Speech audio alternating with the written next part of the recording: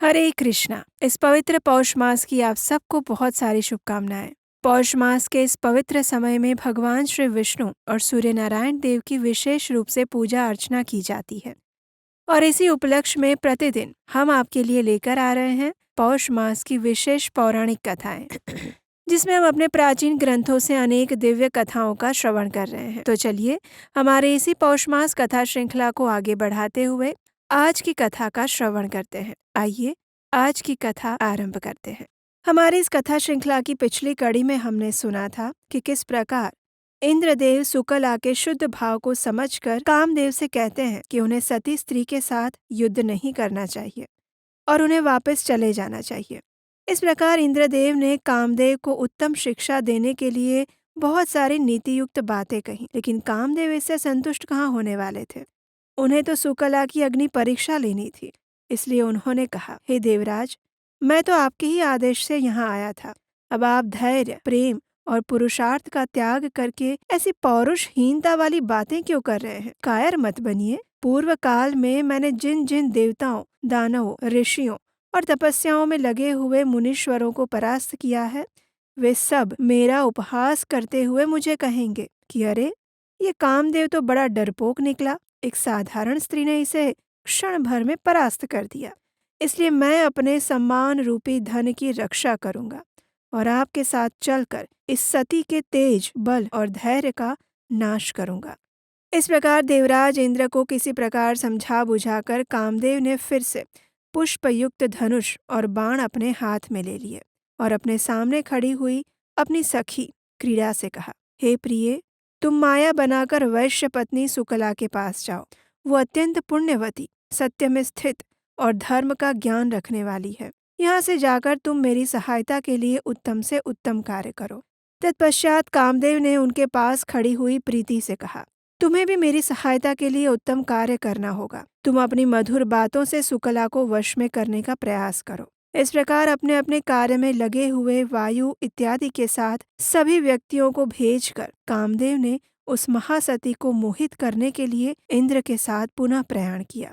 सुकला का सतीत्व नष्ट करने के उद्देश्य से जब देवराज इंद्र और कामदेव प्रस्थित हुए, तब सत्य ने धर्म से कहा, हे महाप्राज्य धर्म, कामदेव की जो चेष्टा हो रही है, जरा उसे देखिए। मैंने आपके अपने और महात्मा पुण्य के लिए जो स्थान बनाया था, उसे ये सब नष्ट करना चाहते हैं। दुष्ट आत्मा कामदेव हमारा शत्रु है, इसमें कोई संदेह नहीं। सदाचारी पति, तपस्वी ब्राह्मण और पतिव्रता पत्नी, ये तीन मेरे निवास स्थान हैं। जहाँ मेरी वृद्धि होती है, जहाँ मैं पुष्ट और संतुष्ट रहता हूँ, वहीं पर तुम्हारा भी निवास है। श्रद्धा के साथ पुण्य भी वहाँ आकर क्रीड़ा करते हैं।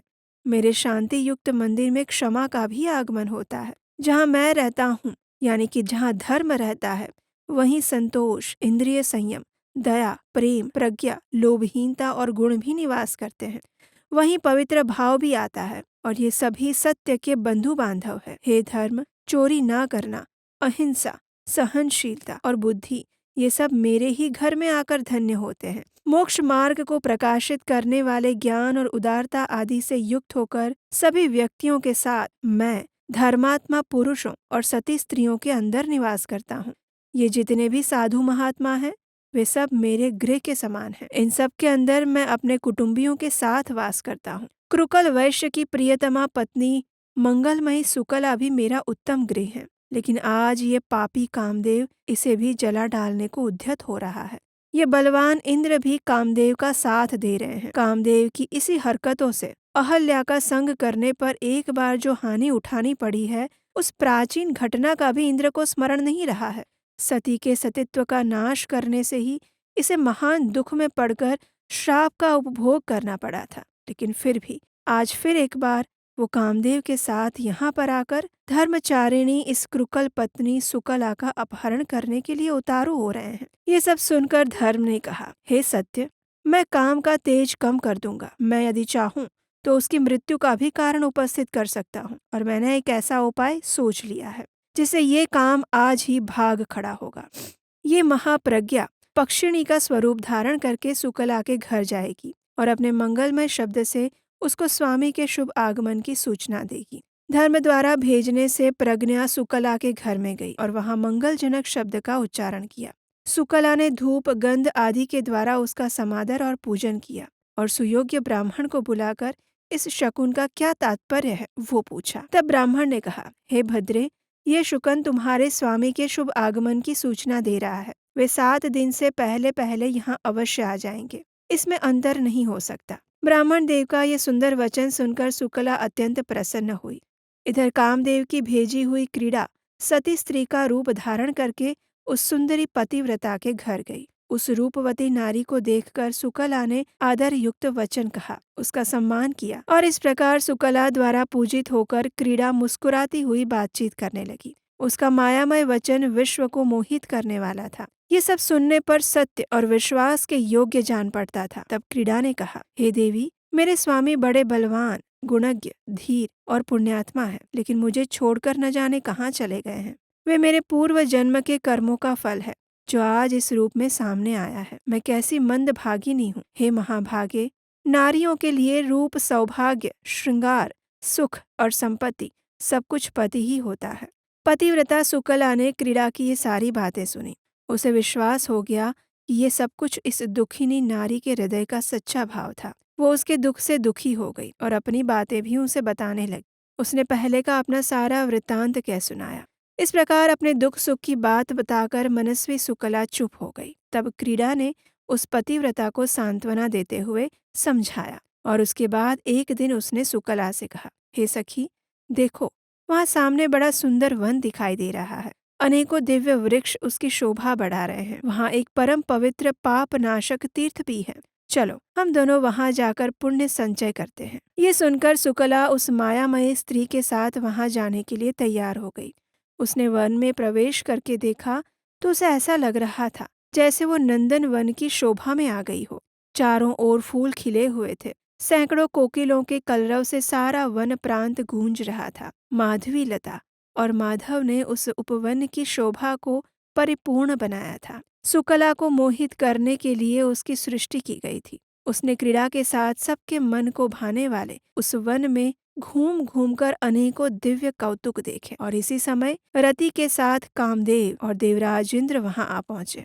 उस संपूर्ण भोगों के अधिपति होकर भी वो काम क्रीड़ा के लिए व्यग्र थे। और तब इंद्र ने कामदेव को पुकारते हुए कहा, लो, ये सुकला आ गई और क्रीड़ा के आगे खड़ी है। अब इस महाभागा सती पर प्रहार करो।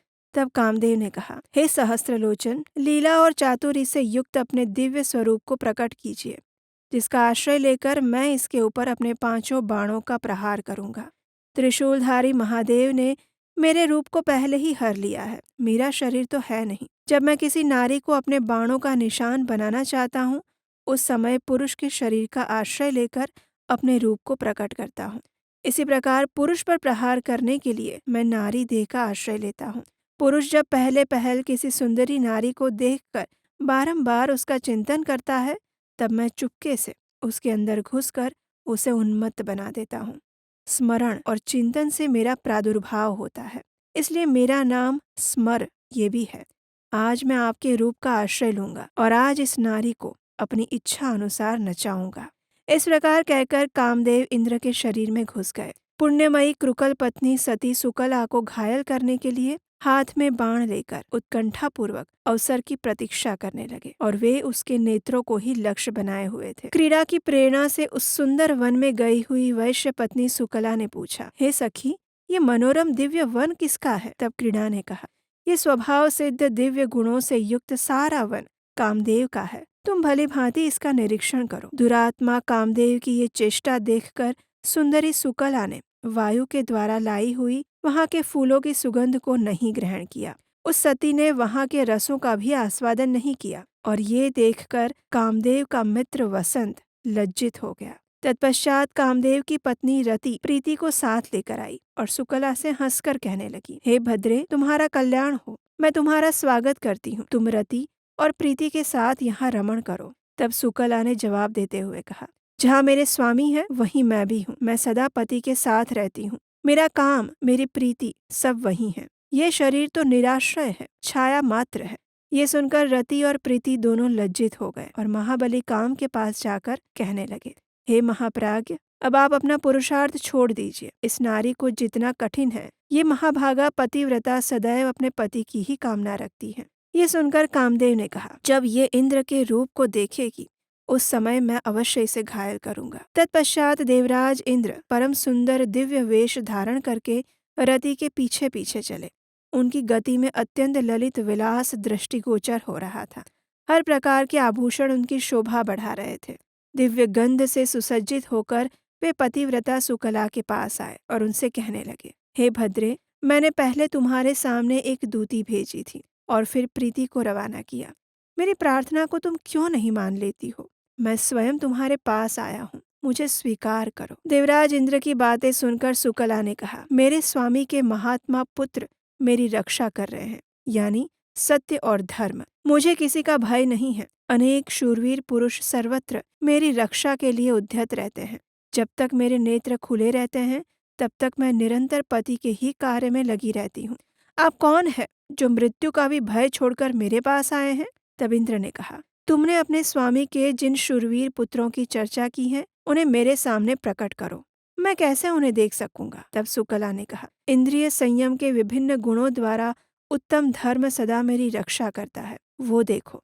शांति और क्षमा के साथ सत्य मेरे सामने उपस्थित है।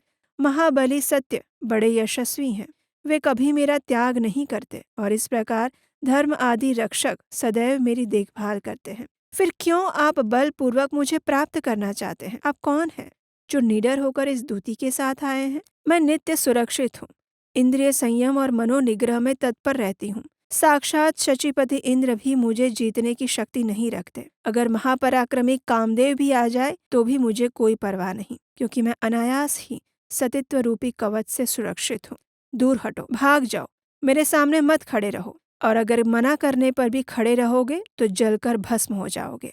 मेरे स्वामी की अनुपस्थिति में अगर तुम मेरे शरीर पर दृष्टि डालोगे तो जैसे आग सूखी लकड़ी को जला देती है, उसी प्रकार मैं तुम्हें भी भस्म कर डालूंगी। जब सुकला ने ये सब कुछ कहा तो उस सती के भयंकर श्राप से डर कर व्याकुल होकर इंद्रराज के साथ सब लोग वहां से भाग गए। इंद्र इत्यादि ने अपने अपने लोकों की राह पकड़ ली और सबके चले जाने पर पुण्यमयी पतिव्रता सुकला अपने पति का ध्यान करती हुई अपने घर लौट आई। वह घर पुण्यमय था, वहां सब तीर्थ निवास करते थे, संपूर्ण यज्ञों की वहां उपस्थिति थी और वो फिर से अपने घर में आकर रहने लगी। और उसके बाद उसके पुण्य प्रभाव से एक चमत्कार हुआ, और वो क्या था वो हम सुनेंगे हमारी इसी पौष मास कथा श्रृंखला की अगली कड़ी में।